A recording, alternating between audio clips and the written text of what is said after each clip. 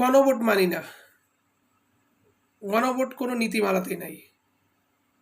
হ্যাঁ, কথাটা সত্যি শুনছেন, গণভোট মানি না, গণভোট কোনো নীতিমালাতেই নাই। কিন্তু গণভোট কি, এই কথাটা যে বলছে সে কি নিজে জানে না?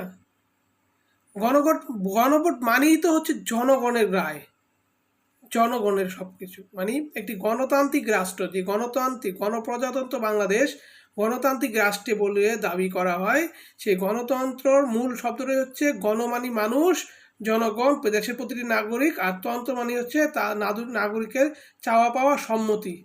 এই দুইটা মিলা শব্দটা হচ্ছে গণতন্ত্র। গণতন্ত্রের রাষ্ট্রে গণভোট মানি না, এই ধরনের কথা যে বলে তাকে আপনি আপনার দৃষ্টিতে কি বলতে পারেন? যদিও সে একজন বিএনপির নেত্রী, আমার প্রশ্ন হইতেছে তার নাম বললে আপনারা কি কি মনে করবেন?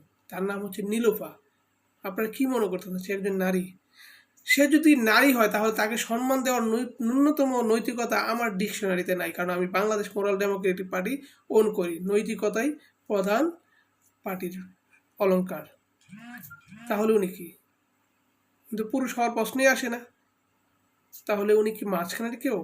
প্রশ্নটা আপনাদের কাছে রেখে দিলাম। যদি মাঝখানের কেউ না হয় তাহলে ওনাকে বলবেন যে উনি যেন ডাক্তারি চেক আপ করে তার প্রমাণ দিতেন যে সে মাঝখানের কেউ না। আর সে যদি নারী হয়ে থাকে তাহলে ভবিষ্যতে জানে জনগণেরকে নিয়ে উল্টাপাল্টা কোনো মন্তব্য করে নিজেকে অনেক ফ্রন্টে আনার কোনো দরকার বা না আনে। কারণ উনি নিজেকে ফ্রন্টে আনতে গিয়ে উনি ওনার একটা দলকে ধ্বংস করে দিতেছে। হতে পারে সেটা আলাদা একটি দল, বর্তমান সরকারের দল, কিন্তু সেই দলটাকে পুরো ধ্বংস করে দিতেছে। কয়েকজন ব্যক্তি যারা একটা দলকে ধ্বংস করে দিল, আওয়ামী লীগকে, ঠিক তেমনই কয়েকজন ব্যক্তি কিন্তু বিএনপিকে ধ্বংস করে দিবে। তাতে আমাদের জন্য ভালো, আমরা নতুন দল করতে পারবো, সবচেয়ে ভালো। বাট তারপরেও কোনো ধ্বংসের মধ্য দিয়ে কোনো নতুনত্ব চাই না। সবাইকে নিয়েই বাংলাদেশ অগ্রসর হবে। একটি সুন্দর সমৃদ্ধ গণতান্ত্রিক ধারায় বাংলাদেশ সুপ্রতিষ্ঠিত হবে, বিশ্বের দরবারে নিজেদেরকে একটি মান মর্যাদাপূর্ণ গৌরবপূর্ণ দেশ হিসাবে, জাতি হিসাবে তুলে ধরতে সক্ষম হবে, এটাই প্রত্যাশা করি। আসসালামু আলাইকুম ওয়া রাহমাতুল্লাহি ওয়া বারাকাতুহু।